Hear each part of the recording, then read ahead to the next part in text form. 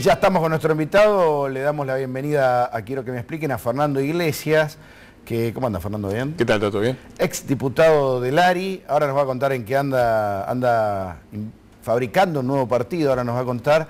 Es uno de los primeros políticos que armó lío en Twitter, hace ya bastantes años, ¿no? ¿Ah, sí? Y es uno de los tipos que más se enojó con el kirchnerismo y que más enojo generó el kirchnerismo. Está bien eso, ¿no? Sí, son dos buenos títulos, ¿no? Yo te avisé, podría decir, ¿no? Por lo menos. Sí, yo claro, te decía antes de entrar al aire que sos un tipo muy calentón, te calentaste con esta época, ¿no? Yo a veces me asombro de estar tan tranquilo. Me parece que el grado de escándalo de la mafia, de la mafia de incapaces, además, que tenemos en el gobierno, merece que estemos enojados, indignados. Me asombra a veces la paciencia que tenemos ante algunas cosas cuando perdemos a veces el control en cosas que no deberíamos, ¿no? ¿Vos arrancaste política en qué año? Mirá, yo en el 2006 empecé a trabajar con la coalición cívica que se estaba formando en lo que me ocupo, que son sobre todo temas internacionales relacionados con la globalización y la política internacional. Y después me ofrecieron formar parte de la lista de diputados del 2007 y fui diputado nacional de la coalición cívica entre 2007 y 2011. En el 2011 no reelegí, yo estaba segundo en la lista, entró solamente la primera de la lista y me quedé afuera y bueno, seguí con lo que son mis trabajos. Yo dirijo una ONG, escribo artículos periodísticos, formo parte de un movimiento internacional, el Movimiento Federalista Mundial, escribo mis libros y ahora estoy en dos grandes proyectos. A nivel nacional, Cultura Porteña, que es un nuevo espacio político, y a nivel internacional, la creación de una Corte Penal Latinoamericana, de la cual soy el director de una campaña que está empezando ahora. Decime una cosa, ¿estás armando un partido político desde cero? Sí, un partido político que no es un partido político, es decir, un partido político que no tiene la ambición ni de gobernar la ciudad, ni de gobernar el país, se llama Cultura Porteña, y la idea es que hay mucha gente de la cultura, intelectuales, periodistas, artistas, que la gente reconoce y ha reconocido como defensores de la República y de denunciantes de la corrupción, cuando buena parte del espectro político callaba. A mí me parece que es gente que sería bueno que formaran parte de la legislatura de la Ciudad de Buenos Aires o del Congreso Nacional, creo que tienen mucho para aportar. ¿Y cómo se hace eso? ¿Que vas a tener que ir a la justicia a presentar una lista de candidatos, una lista de adherentes? Hay que arrancar por esto, que es lo que estamos haciendo. Tenés que tener 4.000 avales para poder tener un reconocimiento provisorio y presentar una lista a la legislatura de la ciudad. O de 4.000 afiliaciones para presentar una lista en el Congreso Nacional. Ah, Congreso Nacional. En el Congreso Nacional. Entonces, lo que estamos haciendo es eso. Tenemos una página que se llama culturaporteña.com, donde la gente puede entrar, poner los datos y dar o la afiliación o sobre todo un aval ciudadano, que simplemente no es una afiliación, es simplemente decir yo estoy de acuerdo en que haya un espacio en el cual mañana haya una lista de gente perteneciente a la cultura porteña que pueda presentarse en el 2015 elecciones y formar parte de la legislatura. Lilita y la gente del área ahora Frente Unen. No, básicamente yo estoy muy orgulloso de haber formado parte de un bloque que fue en el momento de mayor euforia por el kirchnerismo. Fue una roca fuerte en la que se apoyó la oposición, siempre fuimos críticos, siempre nos opusimos a las mayores líneas que llevaba este gobierno, no nos equivocamos, lamentablemente las cosas que se veían venir se produjeron, estamos pagando las consecuencias de la irresponsabilidad de estos últimos 10 años y yo estoy muy orgulloso de eso. Ahora simplemente estoy armando un espacio propio y después veremos. Yo creo que, ya lo he dicho varias veces, que las dos grandes alas republicanas de la política nacional, una de centro derecha que es el PRO y una de centro izquierda que es el FAUNEN, deberían no confluir en una alianza, pero sí utilizar las PASO para dirimir una sola candidatura opositora al peronismo. El no peronismo. Y me parece que la alternativa que en el 2015 sí vamos a abrir un tercer ciclo peronista, después de los 10 años de Menem y de los 12 de los Kirchner, vamos otra vez a confiar en el peronismo, se está en haciendo fuerte. En las encuestas están marcando que hay un voto no peronista ahora que antes no existía. Y me parece que es razonable, porque me parece que estamos pagando, van 23 años de gobiernos peronistas sobre 25, me parece que el verso de que todo lo malo pasó en los 2 años de la Alianza ya no se lo puede creer nadie, y me parece que hay que buscar un gobierno republicano con sustentabilidad. Y para eso es decisivo definir un solo candidato en las PASO, para que ese candidato llegue al balotaje, por lo menos, pueda llegar a gobernar el país y después pueda gobernar, que tiene que haber un acuerdo de gobernabilidad republicano para defender un gobierno republicano frente a lo que siempre ha hecho el peronismo contra Alfonsín y contra De la Rúa, ¿no? Escuchame, vos fuiste técnico de vóley, contame un poquito de eso. Bueno, yo fui jugador de voleibol, llegué a jugar en primera, gané ¿Cuánto medís? No, no mucho, 1,83, era uno de los problemas. ¿Eras base o eras...? Jugaba un poco de todo, si hubiera habido líbero en aquellas épocas hubiera sido un muy buen líbero. Claro, porque ahora se usa el líbero. Claro, antes no existía. Entonces yo me la rebuscaba un poco de todo, era bueno para leer el juego, jugaba bien. Pero cuando había que saltar estabas 10 en la red estaba abajo, complicado. Jugaba de armador, también tenía problemas porque mis manos son pequeñas y eso da menos control de la pelota. Así que me las rebusqué. No sé cómo llegué a primera. Es culpa de tu vieja, todo es culpa de la madre, de la herencia genética. No, al contrario, yo estoy muy agradecido siempre a mi mamá por muchas cosas. No, nada, llegué a jugar en primera, a ganar un ascenso a primera con Independiente. Jugué en un equipo que fue subcampeón de primera, Ferro, era suplente.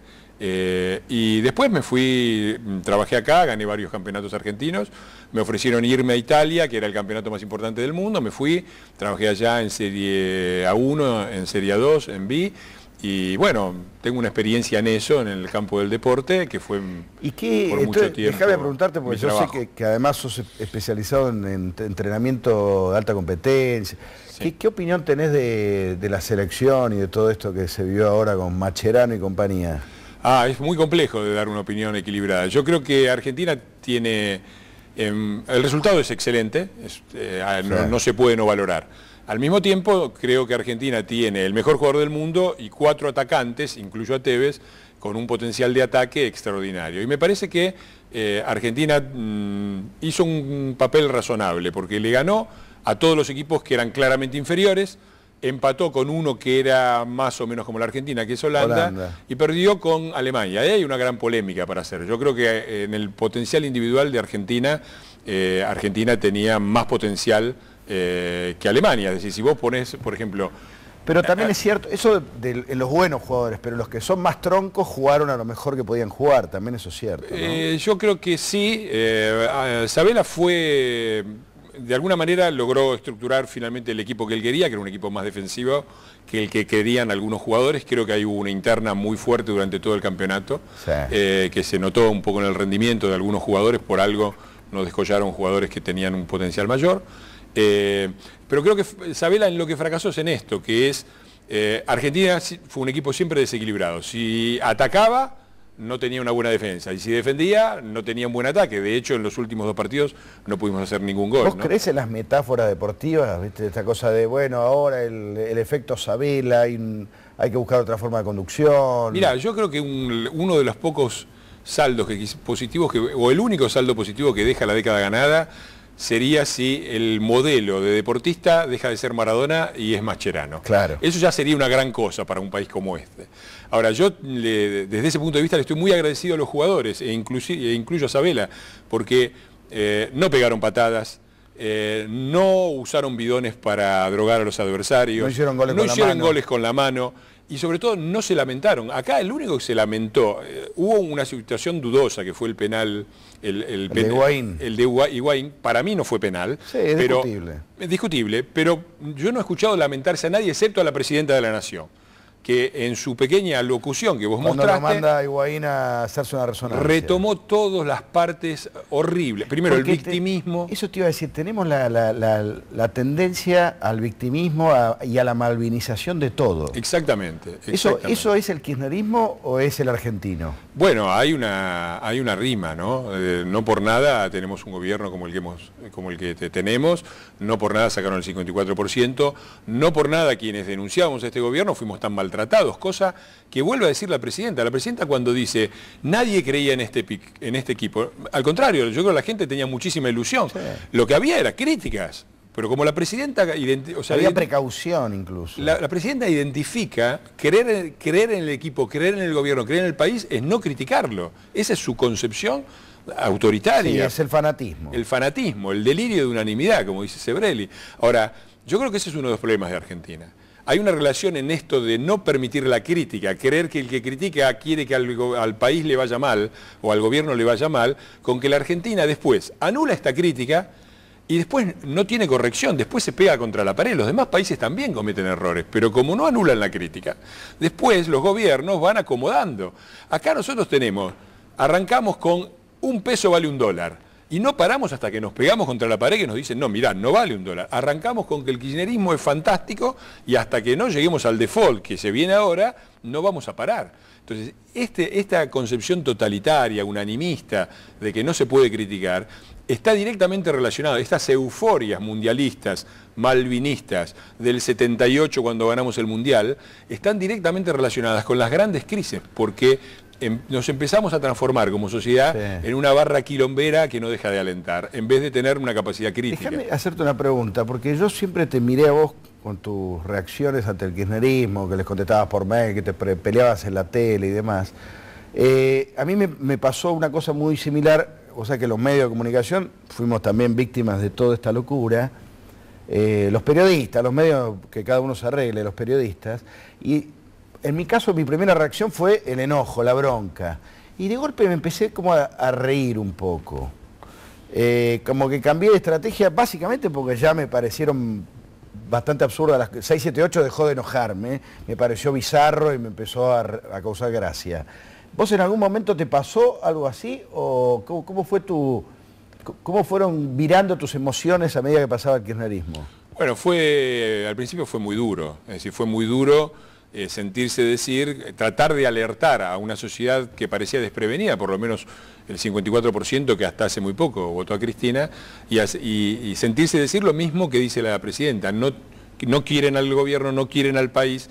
Esta misma cosa que usaba la dictadura, ¿viste? Sí, bueno, toda la vida. Es la misma, la campaña anti-argentina, criticás al gobierno, estás en contra del país, los argentinos somos derechos humanos.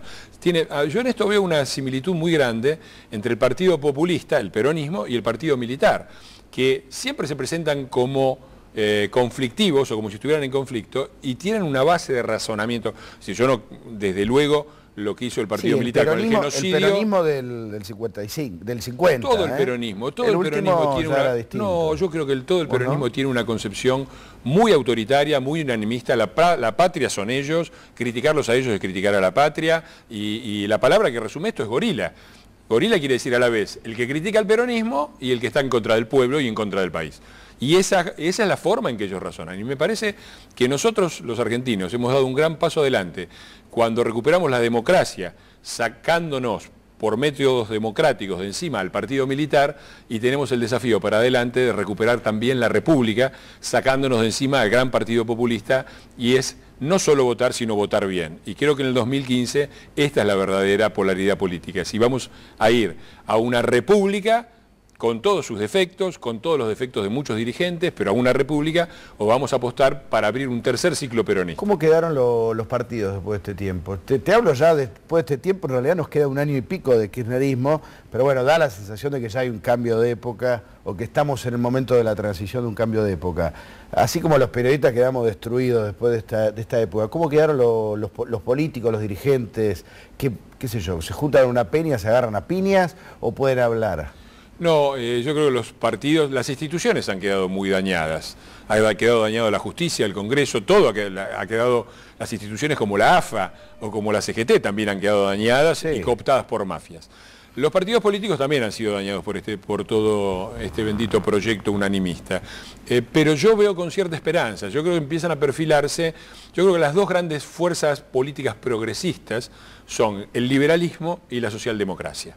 El centro derecha, liberal, republicano, democrático, y el centro izquierda, también liberal, que incorpora la libertad como un valor democrático y republicano y no populista. Y me parece que el PRO por un lado y el Frente Amplio UNEN por el otro son dos embriones que pueden conformar dos fuerzas políticas que están presentes en casi todos los países y que en la Argentina los ha borrado la historia, porque el lugar de uno lo ocupó el partido militar y el lugar de otro lo ocupó el partido populista, con consecuencias que son evidentes. Este país somos un enorme fracaso, un país con un extraordinario potencial que nunca ha logrado transformarse en lo que podría ser. Y ojalá sea así, ojalá el PRO sea una fuerza de centro derecha y el Frente Amplio UNEN una fuerza de centro izquierda, como las que hay, sin ir más lejos, en Chile o en Uruguay o en Brasil, ¿no? Sí, da la sensación de que más allá de de todos los partidos en la Argentina tiene un futuro bastante razonable por la macroeconomía y demás, ¿no? Por el mundo que demanda alimentos. Mirá, ¿Qué pensás vos de sí eso? y no. Yo creo que el factor político es decisivo. La Argentina enfrenta un problema serio que es el auge de las mafias y el auge de las mafias ligadas a la droga Sí, y el al tema de narcotráfico. A mí me parece que el centro de este problema está en el conurbano y me parece que la idea de votar al presidente, al candidato presidencial de la Liga de Intendentes del Conurbano, el señor Massa, no es una buena idea y tampoco es una buena idea votar al peronismo de la provincia de Buenos Aires en la persona del señor Scioli. Me parece que sí, que todo esto que podría ser puede frustrarse si nosotros esquivamos Venezuela para terminar en México, ¿no? Y me parece que ahí es donde se abre una alternativa que es tercer ciclo peronista, con una cosa distinta, porque está claro que ni Massa ni Scioli van a hacer lo mismo que Kirchner, pero Kirchner tampoco hizo lo mismo que Menem, ¿no? Y me parece que la amenaza de la droga y de las mafias entrando es una amenaza grande a ese proyecto que hay decimos. algo que dice el peronismo en su defensa, es que ninguno de los otros partidos tiene presencia en los barrios pobres, en los lugares de la pobreza, en el conurbano profundo. ¿Qué decís de eso? Me parece que la crítica en ese sentido de los otros partidos, en ese sentido es válida. Ahora, cuando dicen presencia, ¿a qué se refieren? Porque está claro que el peronismo creó una gran fábrica de pobres que le ha permitido gobernar y perpetuarse en el poder y establecer una hegemonía. 23 de 25 años, los últimos, desgraciados 25 años, ha gobernado el peronismo. Ahora, ellos han pasado de la fábrica de pobres a la fábrica de lúmpenes, a la fábrica de marginales. Antes era gente pobre pero que tenían una inserción laboral. Ahora llevamos 2 o 3 generaciones de gente que no trabaja, que vive de subsidios, que son víctimas y que son clientes de este sistema. Entonces, cuando esto lo hemos visto, volviendo al Mundial, en los festejos. Es decir, en ningún lugar del mundo han festejado, en todos los países, han festejado en Colombia, han festejado a sus elecciones.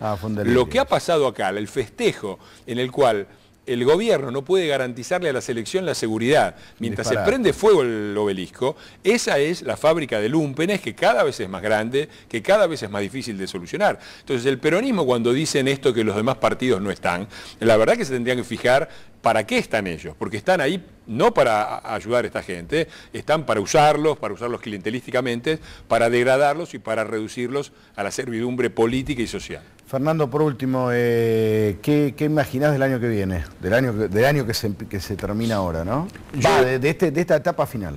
Yo veo 2 escenarios. Yo creo que así como vamos, es decir, con PRO y el Frente Amplio unen, divididos, llevando 2 candidatos a la primaria, hay un serio riesgo de que ninguno de los 2 llegue al balotaje. Fue lo que pasó en el 2003.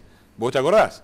Candidato peronista de izquierda y candidato peronista de derecha. Eran Kirchner y Menem. Que ahora Massa Scioli. Massa Scioli o Massa Randazzo o el que sea. Y uno de centro derecha y uno de centro izquierda, que eran López Murphy y Carrió, y ahora serían el de UNEN y el del PRO. O sea, vos decís que tienen que ir juntos a la PASO. No tienen que juntarse y formar una alianza, tienen que mantenerse como lo que son, un embrión de un grupo de centro derecha y un embrión de centro izquierda. Peronismo contra el resto. Pero después tienen que darnos la oportunidad a nosotros los ciudadanos de decidir si el candidato frente al peronismo va a ser de centro derecha o de centro izquierda, ponerlo en el balotaje y tener un acuerdo de gobernabilidad para sostener ese gobierno que el peronismo va a intentar destruir mediante las destituciones civiles, como hizo en 1989 y como hizo en el 2001. Así de provocador es Fernando Iglesias, nuestro invitado de esta noche. ¿Por qué provocador? Chao, gracias por venir. Gracias. Nosotros nos encontramos la semana que viene aquí en Quiero que me expliquen. Chao.